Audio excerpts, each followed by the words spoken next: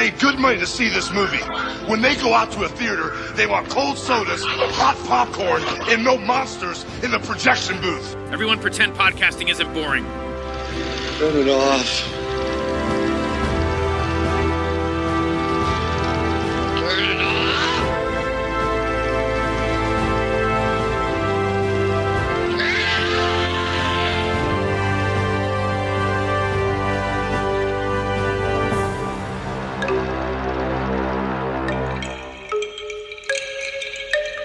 What we have here is one of the most incredible perspectives I've ever seen in a Japanese screen. What is the viewer's perspective supposed to be?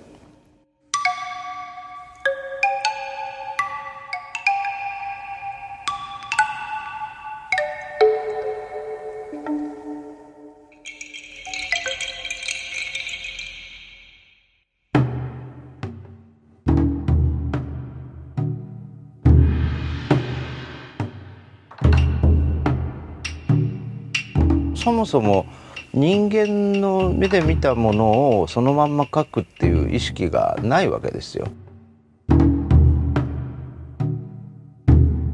日本の絵の考え方っていうのは、人間は自然の一部であって神の目で見た自然を描こうとしてるんだと思うんですよね。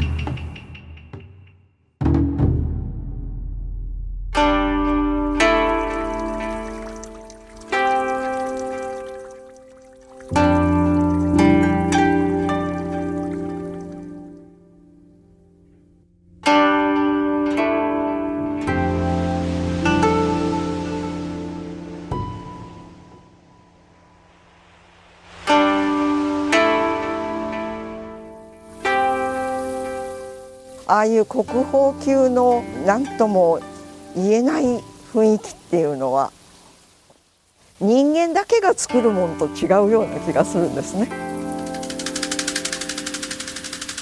自然のお力も借りるというよりも乗り移ってきて描かせていただいてるんじゃないかなっていうふうに思いますね。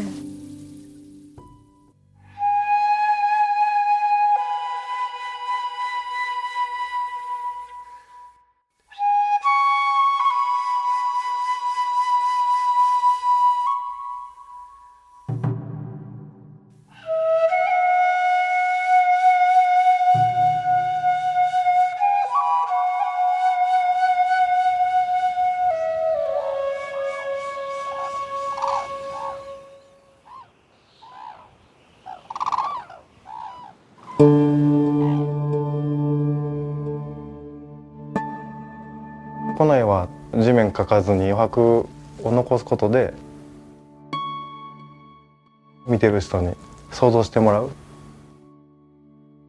それも時代背景やと思いますね。自分自身にも余裕があるし、街の人にも余裕があるし、権力者にビクビクしてない時なので。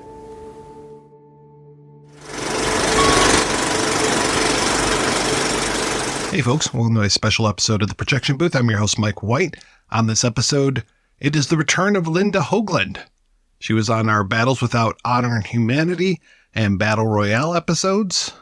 And now it looks like I'll have a chance to meet her as she's coming to Detroit. She's going to be showing one of her featured documentaries. This time it is Edo Avant Garde. It's going to be showing at the Detroit Film Theater on Thursday, October 19th, as well as a workshop on Saturday, October 21st, and smack dab in between, we have a screening of The Seven Samurai, which Linda did the subtitles for. That is on Friday night, October 20th. To keep up with Linda and all the things that she's working on, check out her website, lhoaglund.com. That's LHOAGLUND.com. Thanks so much for listening, and I hope you enjoy the interview. Tell me about how you got involved in this event in Detroit, because you're doing both a screening of the documentary, plus you're doing a workshop, correct? I directed and produced a film called Edo Avant Garde, which reveals how Japanese artists from the 17th and 18th centuries, 19th as well, invented modern art, if you will. And I hope you'll come to see the film It's being screened by the Detroit Film Theater on Thursday, October 19th from 7 o'clock. And what happened is that I finished the film late in 2019, but unfortunately the pandemic had its own plans. And so many of the screenings that had been planned for 2020 were postponed. And so instead, many museums actually streamed the film, including the Detroit Institute of Art. So there had been streaming event in 2021, actually. And that was so popular with the Detroit Institute of Art membership that they've invited me back for an in-person screening in their incredibly impressive theater, which I'm very much looking forward to. In the meantime, the National Museum of Asian Art commissioned a K-12 arts curriculum inspired by the film. And so we worked on that last year. And on Saturday, October 21st, the Detroit Institute of Art is hosting educators' workshop about the curriculum. And so both of those events are happening a little bit later this month. How did Edo Avant Garde, how did you decide to even make that film? Several years ago, I was visiting Yale University for a screening of one of my earlier films, and they had an exhibit of large-scale Japanese folding screens, which are called byobu. And one of them depicted a raging river with boulders and gold leaf clouds above and below the river. The depiction of the landscape was so stylized that it almost looked like abstract art to me. And when I looked at the date on the label, it said 1600. And I was so shocked to see abstract art from 1600 that the name Edo Avant Garde popped into my head instantly. Edo, EDO, is the name of the era, the Japanese historical era that lasted from 1603 to 1868. And there was 250 years of peace and prosperity. And there was an incredible profusion of all kinds of artistic expression during that era. And so I began researching art from the Edo period, predominantly on American museum websites, because my research coincided with the beginning of the implementation of something called open access, which means that works of art that are no longer under copyright, and by definition, Edo work is no longer under copyright because the Edo era ended more than 150 years ago. All the artworks are available on museum websites, not only to preview, but also to download. And after previewing approximately 30,000 works of art, Japanese Edo art in American museums online, I chose about 1,000 that I thought fit my definition of what I consider Edo avant-garde, which is artwork that was pushing the envelope of artistic expression at the time. It's very hard because I know that we were talking about a period of time, 250 years, but how many artists do you think that there were working on this during that era? Is it just impossible? It's absolutely impossible to know how many. Thousands and tens of thousands, probably. In part, so much of it has been lost, actually, between earthquakes and fires, which swept the major cities. And because Japanese homes were built of wood and paper, they were extraordinarily vulnerable to fire. And of course, tsunamis and war. So we're only seeing a fraction of what proliferated at the time. And also, the work is vulnerable to the passage of time because it's made out of silk and paper with wood frames. They have to be restored. Certainly the large folding screens, byobu, must be restored, fully restored. Their backing has to be fully restored once every 100 years, or they simply fall into dust. So they're very vulnerable, and we're really just looking at a fraction of the work that was created during that time period. What kind of person would have those screens? And was it like with us where it is you have art art if you have prestige, that it's associated with that, or is it just every person would want to have one of these in their home? The folding screens, the byobu, were large enough that you really had to have spacious homes or castles if you were a samurai to commission and own them. What happened is that the work of art that mostly interested me, that I'm calling Edo Avant Garde, was not commissioned by the samurai or the samurai class or those in power, which would have been Buddhist temples. The work that interested me was largely commissioned by the merchant class. Now, the merchant class, according to class hierarchies designed and enforced by the shogun, the merchant class were, in the hierarchy, they were the lowest. But as the Edo era prospered, merchants became very wealthy. Because of their low-class status, there were rigid restrictions on how they could manifest their wealth. For instance, they could not wear kimonos that were made of silk on the outside, which is why you find silk lining on many kimonos, because the lining could be silk, but they could not make ostentatious displays of their wealth. But they could commission art, and they often had very large, spacious homes. So many merchants were literally tripping over themselves to commission byobu, folding screens, by the most popular painters of their time. My mind is still reeling a little bit when you're talking about looking at 30,000 pieces of work and narrowing it down to just, quote unquote, 1,000 that you're dealing with here. How long did that even take you? Oh, I don't know. But what I did know is that I'm really making a film about Japan's great national treasure. Yes, I did film a couple of actual national treasures. We're talking about the motherlode of great Japanese art. And I owed it to myself and my viewers not to screw it up. My co-producer was NHK, the Japanese national broadcaster. They have rigorous standards. And I came up with something of my title, Edo Avant Garde. It may sound radical, when I make the statement that Japanese artists of the Edo era invented modern art. But in fact, the Impressionist painters of France would not consider my theory radical. As you see in the film, even Van Gogh is quoted as saying, "I owe all my art to Japanese art."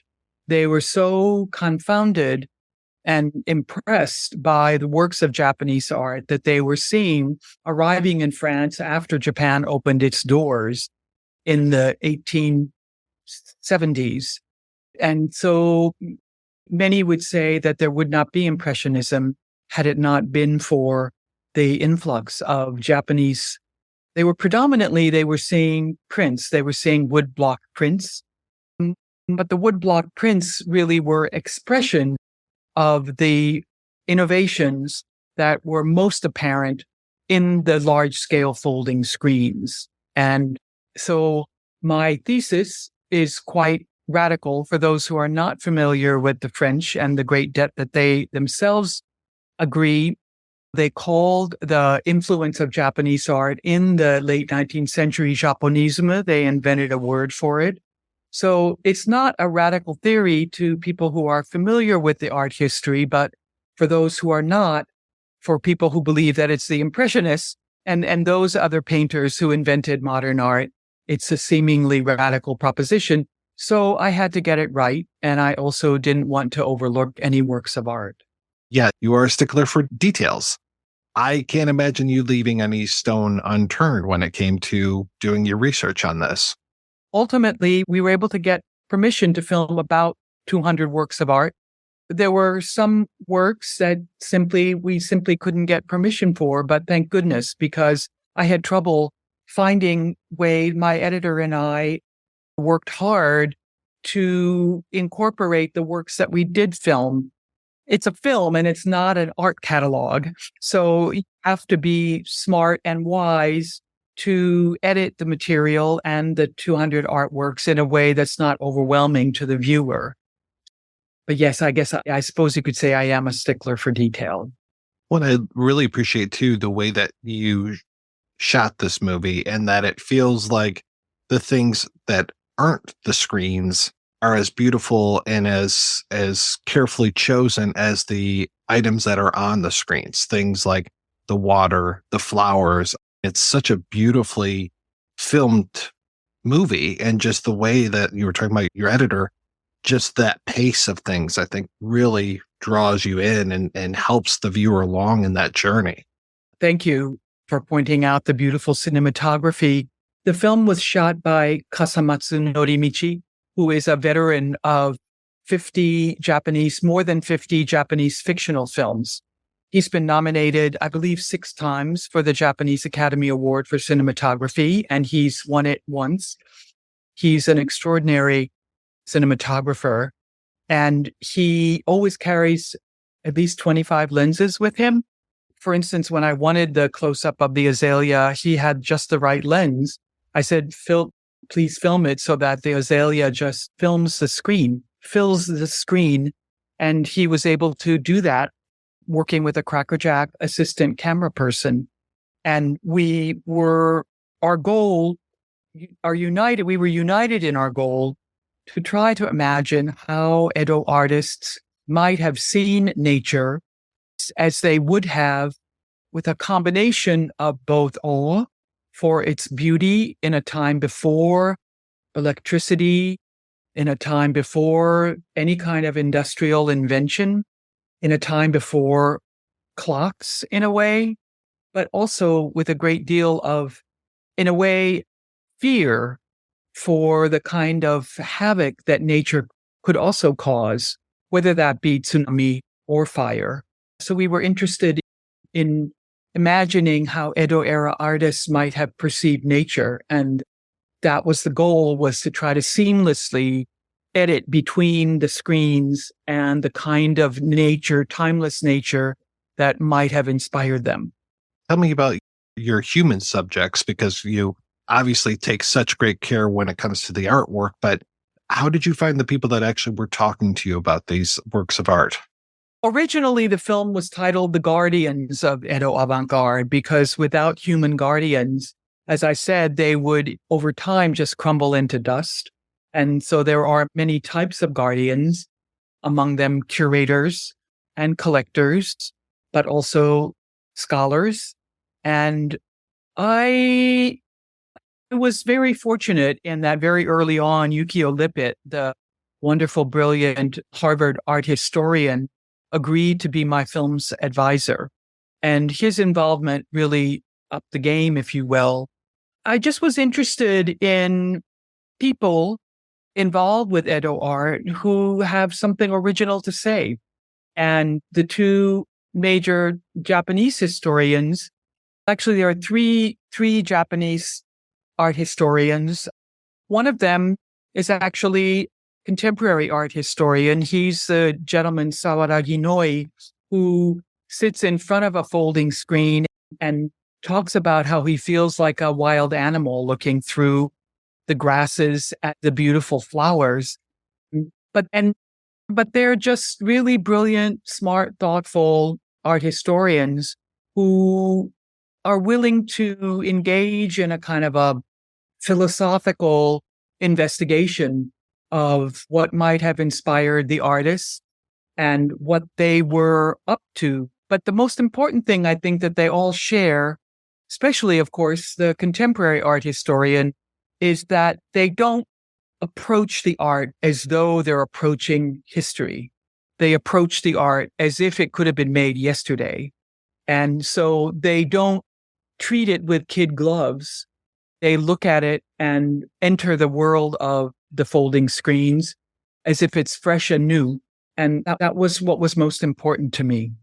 Not easy making a movie at all. It's a fun challenge, but it's always a challenge. What were some of the biggest obstacles that you had putting it together?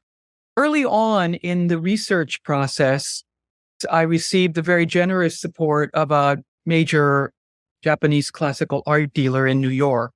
And he invited me to his gallery the night before he was shipping off folding screen to a collector who had purchased it. And he said that he always has a ritual, which is that he looks at the work of art that's about to be shipped off in candlelight, the way Edo collectors might have seen it, no electrical lighting at all, and enjoys a bottle of sake with his office mates. And he invited me to see that and join that. And the minute the lights were turned off in the gallery and then the candles were lit, and in that instance, in that moment, I could see something coming back to life. The gold leaf shimmered. The painting gained a kind of depth that was not visible in the electrical light. And from that moment on, it became the holy grail to be able to film a scene like that in candlelight. And as you might imagine, I didn't even bother asking the museums for permission because there was no way that a museum could risk lighting a candle anywhere near their precious collection. But I was fortunate to find an art dealer in Kyoto, Japan, who felt comfortable. And he shared a major folding screen that I don't think has ever been exhibited for the public. It's been in his family for a long time. And so that kind of became the holy grail, was to find someone who'd be willing to let us film their precious folding screen in candlelight.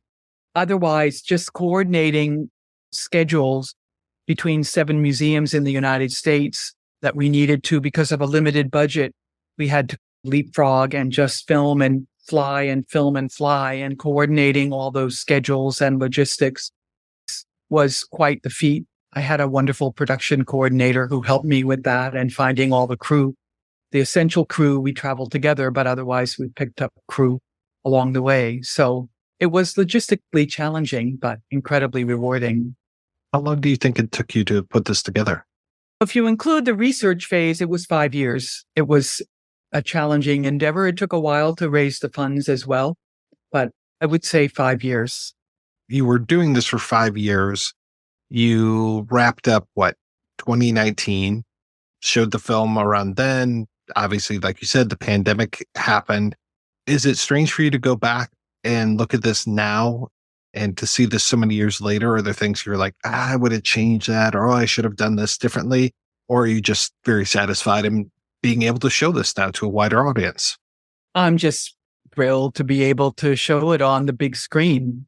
I don't tend to have regrets. When I'm done with a film, I'm done. I don't look at any of my films that I've made and wish I'd done anything differently, honestly. I know when I'm done. A lot of people say, oh, I could keep on editing forever. I'm not that director. But it's a completely different experience showing, as I hope maybe you'll see on the big screen at the Detroit Film Theater. See, we shot it in 4K, and it's a digital cinema package, which is the equivalent of a 35 millimeter film print. And although I'm sure purists would disagree with me on that, but I think it's a visual experience that's comparable. And it was just frustrating for me to know that people could just basically be watching it on their laptops. But now we had the LA premiere 2 weeks ago in LA. We're screening it in Portland. It screened in Minneapolis. I'm hoping that many more premieres around the country will be happening next year as well. We talked a little bit about your screening on the 19th. You've got the workshop on the 21st, but right there in the middle on the 20th, there's a screening of The Seven Samurai, which you had a hand in doing a new translation of the subtitles. What were some of the challenges as to revisiting that film? I was approached by Criterion, the Criterion Collection, many years ago. I'm not quite sure it was at least 15 years ago, to re-subtitle about 7 major Kurosawa films that are in their collection. And of course, Seven Samurai was the greatest honor, really, of my filmmaking career, to be able to re-subtitle that. The original subtitles were horrible. I don't like to badmouth other people's work, but everybody agreed that they were terrible. And especially because the most important, I hope many of you will come to the special screening of Seven Samurai on October 20th at the Detroit Film Theater. I don't know. I can't remember the last time I saw it on the big screen. The most important goal for me in resubtitling it was to highlight and delineate linguistic barriers that existed between the peasants and the samurai that were just as real as their class barriers in terms of wealth and privilege. They really spoke two different kinds of Japanese, and they spoke that way in the original. And then you have the Mifune character, Tsuchiyo, who speaks a kind of a amalgam of both. And to linguistically delineate those class hierarchies was really critical for me. Keeping up with Kurosawa and his fellow screenwriters, there are some of the greatest screenplays of all time, the ones that Kurosawa wrote with his collaborators, and just trying to keep up with everything that they brought to the game of filmmaking and make it apparent in the subtitles was a huge challenge, but a tremendous honor, obviously. How did you do that? How did you delineate between the two types of languages that were being said? Because you have to do it in a visual way. The easiest way to put it is that the samurai speak a more formal Japanese. The peasants speak a more informal, in some cases, coarse or frank. I think the samurai tend to speak in euphemism, and the peasants tend to be a lot more frank about life and death and everything else in between. But also choosing words that are, we have so many synonyms in English, and always trying to reach for the oldest verb to suggest the time period in history, to shy away from words that are more contemporary and choose especially verbs, but other usages that suggest an older time period without going Shakespeare on everybody. I can tell you it has been 30 years almost to the day that I saw Seven Samurai on the big screen. So I'm very excited to see it again on the big screen with subtitles that I've never seen before. Oh, wonderful. I look forward to seeing you there. Linda, how do you spend your time? Because you are doing so many different things all the time. Do you have every single day is a different adventure for you, or do you just have a few projects that you're working out over a long period, or what is that like for you? Well, I do a lot of different things. I guess that's true. I don't subtitle as much as I used to. Once I became a director myself, I think some directors shied away from hiring me just because they think of me now as a director myself. I still subtitle several films a year, but I also, when I'm making my films, then I'm working on distributing them or marketing them. But I also have corporate clients to support me. So I work with Japanese, Suntory, Shiseido, Toyota, Uniqlo, etc., doing some of their international branding for them. So I suppose in that sense, every day is a different day. I've actually taken it upon myself now to write my first screenplay. We'll see how that goes. This is your first narrative? It is. It is my first narrative. It has nothing to do with Japan. I have no idea where it will take me. If you don't start making something, nothing will happen. So here we go. You're based over in Hawaii. Were you affected by the fires recently? No, fortunately, I don't live on Maui. I live on Oahu. So the fires were very far away. We're grateful for being surrounded by beautiful nature, and we're always grateful for rain. Yes, I live on Oahu, about 30 minutes away from Honolulu, in a beautiful town called Kailua. Oh, very nice. What else do you have planned for coming to Detroit? Do you have people already lining up to take you to different places?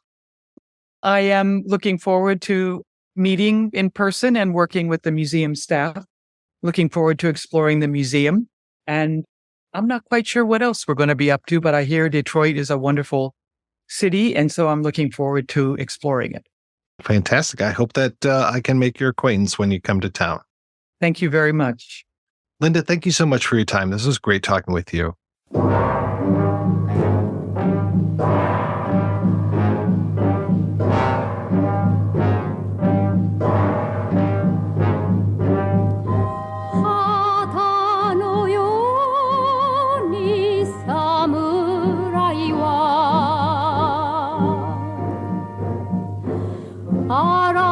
嵐の中に翻る潮流不良よ不良ヒヤルロアラよよ不良苦しい時も爽やかに悲しい時も美しく名の身を惜しむ我なれど哀れは誰も変わりなし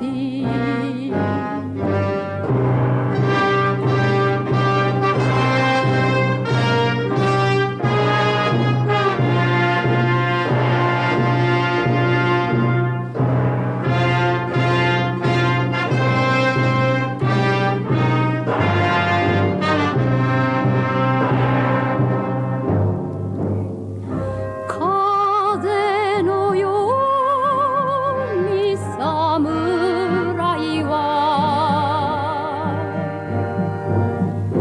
大地の上を吹きすぎる潮流不良よ不良ヒヤルロアラよよ不良日の道と今日はなし今日見る人も明日あらじ明日とも知らぬ我なれど今日は人こそ悲しけれ